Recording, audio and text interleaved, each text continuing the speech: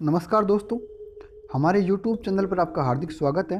दोस्तों, राजस्थान में गहलोत सरकार ने होमगार्ड की भर्ती निकाली है जिसमें 2500 पद हैं। इस भर्ती की प्रक्रिया लॉकडाउन में ही शुरू हो जाएगी। जो विद्यार्थी वर्दी की चाहत या सपना रखते हैं उनका सपना इस वर्दी के माध्यम से पूरा हो सकता है।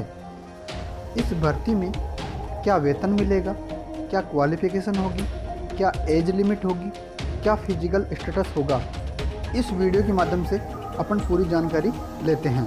तो चलिए दोस्तों स्टार्ट करते हैं। दोस्तों, इस भर्ती के आवेदन 10 जून से स्टार्ट होंगे, मतलब इसी महीने स्टार्ट हो जाएंगे और अंतिम तिथि 9 जुलाई 2020 रहेगी। ध्यान रखना दोस्तों।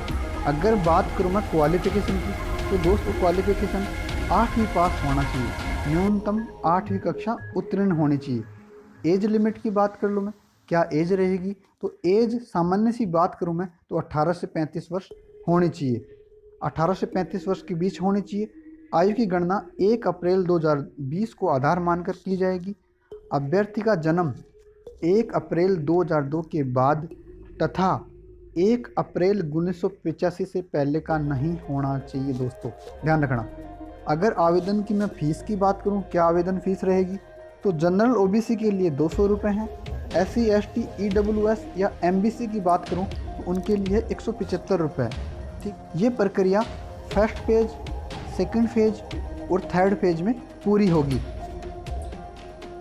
आगे बढ़ते हैं अपन। अगर मैं बात करूं फिजिकल की, तो फिजिकल में सामान्य क्षेत्र में पुरुष और महिला की बात करूं तो पुरुषों की हाइट होनी चाहिए 168 सेंटीमीटर, वहीं महिला की हाइट होनी चाहिए 152 सेंटीमीटर। महिलाओं के लिए वेट 47.5 kg होना चाहिए। और पुरुषों में सीने की बात करूँ तो सीना बिना फुलाए 81 और फुला के 85 सेंटीमीटर होना चाहिए, 5 सेंटीमीटर उसका फुलाव होना चाहिए। ठीक है। और वेट में अगर मैं पुरुषों की बात करूँ तो वेट पुरुषों के लिए अनिवार्य नहीं है। और वहीं बात करूँ मैं शहरी क्षेत्र में, तो उसमें पुरुषों की हाइट चाहिए 160 सेंटीमीटर और महिलाओं की होनी चाहिए 145 सेंटीमीटर। और पुरुषों का सीना बिना फुलाए 74 सेंटीमीटर, फुलाने पर 79 सेंटीमीटर। कॉमन सी बात है, ये देख लेना आप। अगर मैं दौड़ की बात करूं, दौड़ पुरुषों की दौड़ होगी 1000 मीटर, उसमें अधिकतम आपको 30 अंक मिलेंगे। यदि कोई अभ्यर्थी 3 मिनट 40 सेकंड तक इस दौड़ को पूरा कर लेता है उसको मिलेंगे 15 अंक। अगर कोई अभ्यर्थी 3 मिनट 20 सेकंड में पूरा कर लेता है उसको मिलेंगे 23 अंक। अगर कोई अभ्यर्थी 3 मिनट 10 सेकंड में ही पूरा कर लेता है तो उसको पूरे में से पूरे नंबर मिलेंगे, मतलब 30 में से 30 नंबर। अगर महिला की बात करूँ तो महिलाओं की दौड़ होगी 800 मीटर और अधिकतम अंक होंगे 30। यदि कोई महिला 4 मिनट 30 सेकंड में इस रेस को पूरा करती है तो उसको मिलेंगे 15 अंक। यदि कोई महिला 3 मिनट 40 सेकंड में इस रेस को पूरा कर लेती है उसको मिलेंगे 23 अंक। यदि कोई महिला 3 मिनट 15 सेकंड में ही इस रेस को पूरा कर लेगी उसको मिलेंगे पूरे में पूरे नंबर, मतलब 30 में से 30 नंबर। तो अपन जान लेते हैं डिस्ट्रिक्ट वाइज वैकेंसी। देखो दोस्तों, सबसे ज़्यादा वैकेंसी अपने जयपुर ज़िले में है। तो और वैकेंसी में अपन जानते हैं, जैसे अलवर में 290 है, अजमेर, सीकर, झुंझुनू, चूरू, इनमें कोई वैकेंसी नहीं है। ध्यान रखना, अजमेर में नहीं है, चूरू में भी नहीं है, झुंझुनू में नहीं है, सीकर में भी नहीं है, इनमें कोई वैकेंसी नहीं है। ध्यान रखना। बाड़मेर सिटी की बात करूँ इसमें 20 वैकेंसी है। बारा की बात करूँ इसमें 46 वैकेंसी है। बाड़मेर ग्रामीण की बात करूँ इसमें 25 वैकेंसी है। भरतपुर में 105 हैं। भीलवाड़ा में कोई वैकेंसी नहीं है। बीकानेर में 25 है। बूंदी में कोई वैकेंसी नहीं है। चित्तौड़गढ़ में 91 वैकेंसी है। चूरू में कोई वैकेंसी नहीं है। दौसा में 34, धौलपुर में 34, डूंगरपुर में कोई वैकेंसी नहीं है। हनुमानगढ़ में कोई वैकेंसी नहीं है। जयपुर में 495, सबसे ज़्यादा वैकेंसी यहीं पे हैं। जैसलमेर सिटी की बात करूँ मैं तो 20 वैकेंसी हैं। जैसलमेर ग्रामीण की बात करूँ मैं इसमें 35 वैकेंसी हैं। जालौर में 20 वैकेंसी हैं। झालावाड़ में 49 है। झुंझुनू में कोई वैकेंसी नहीं है। जोधपुर 153 है, अच्छी वैकेंसी यहाँ पे भी।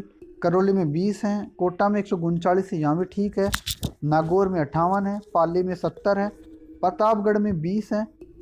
राजसमंद में 37 है, सवाई माधोपुर में 20 है, सीकर में कोई वैकेंसी नहीं है भाई, सिरोही 55, श्री गंगानगर 58, ग्रामीण की बात करूँ गंगानगर में 30 है, टोंक में 185 है, उदयपुर में 314 वैकेंसी है।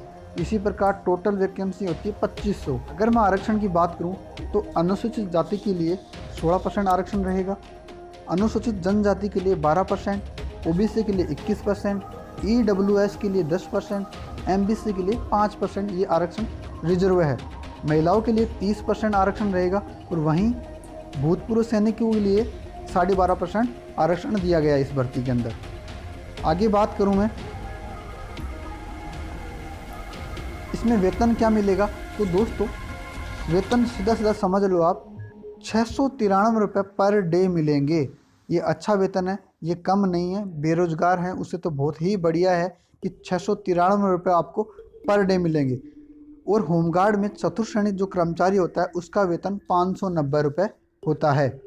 693 रुपये कम नहीं है वर्तमान में, आजकल वर्तमान में आपको 693 रुपये दिए जा रहे हैं। ठीक है। अगर मैं योग्यता की बात करूं तो योग्यता देखो आप मूल निवासी होना चाहिए, कोई एक आईडी होनी चाहिए, आधार कार्ड मतलब या फिर मतदाता परिचय पत्र, पासपोर्ट, एक आईडी होनी चाहिए।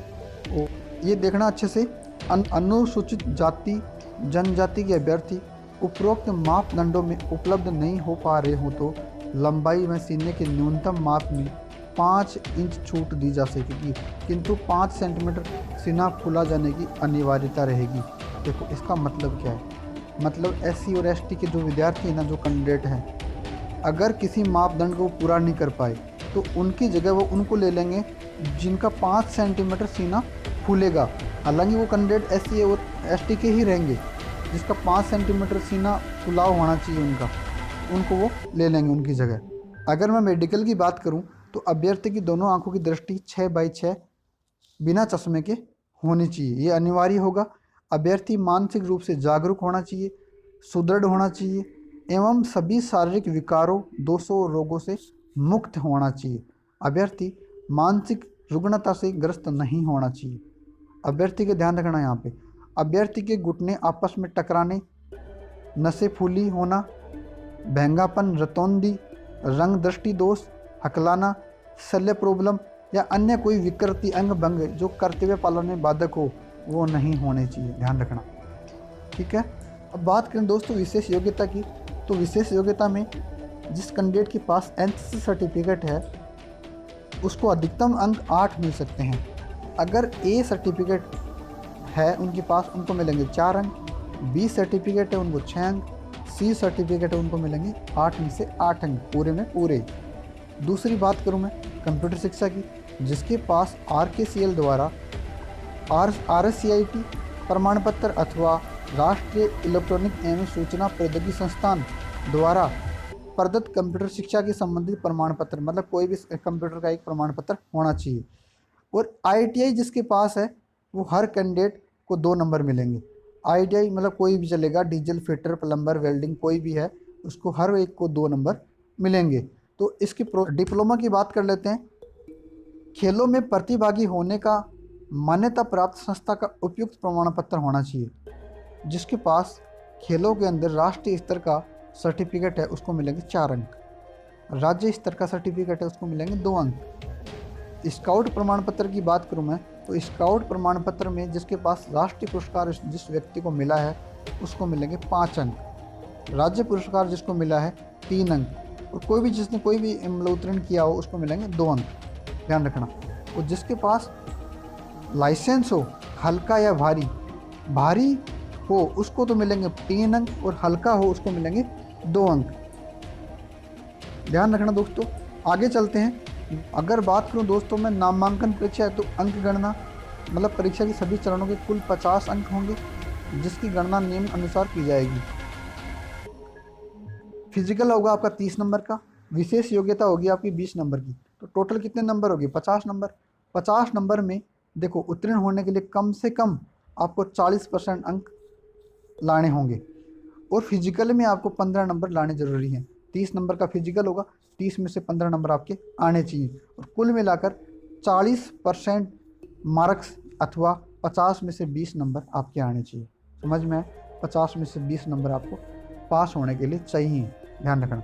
चयन सूची, नामांकन प्रक्रिया के अंतिम चरण में उपलब्ध अभ्यर्थी को उपरोक्त वर्णित दौड़ विशेष योग्यता के अंक दिए जाएंगे तथा मेरिट सूची तैयार की जाएगी। इस प्रकार तैयार योग्यता सूची में रिक्तियों के अनुरूप एवं राज्य सरकार के नियमों के अंतर्गत आरक्षण प्रावधानों के अनुसार वर्गवार चयन सूची तैयार की जाएगी, मतलब आपकी मेरिट बन जाएगी। फिर उसके बाद बात करूँ मैं स्वास्थ्य परीक्षण की। मेडिकल बोर्ड से चिकित्सा परीक्षण में उपयुक्त पाए गए अभ्यर्थी को ही नामांकन हेतु पात्र माना जाएगा। अब मैं बात करूँ प्रमाण पत्र एवं चरित्र प्रमाण पत्र की। चयन सूची पर लिए गए अभ्यर्थी की आयु, शिक्षा, मूल निवास एवं विशेष योग्यता इत्यादि से संबंधित प्रमाण पत्रों की जांच कराई जाएगी एवं वेरिफिकेशन, मतलब आपका डॉक्यूमेंट्स वेरिफिकेशन होगा। ठीक है, चलिए दोस्तों, आज के लिए आप इतना ही काफ़ी। ये वीडियो आपको अच्छा लगा तो please like, share and subscribe कर देना जिससे हमें मोटिवेशन मिलेगा और हम आपके लिए अच्छी अच्छी वीडियो लेके आएंगे। धन्यवाद दोस्तों।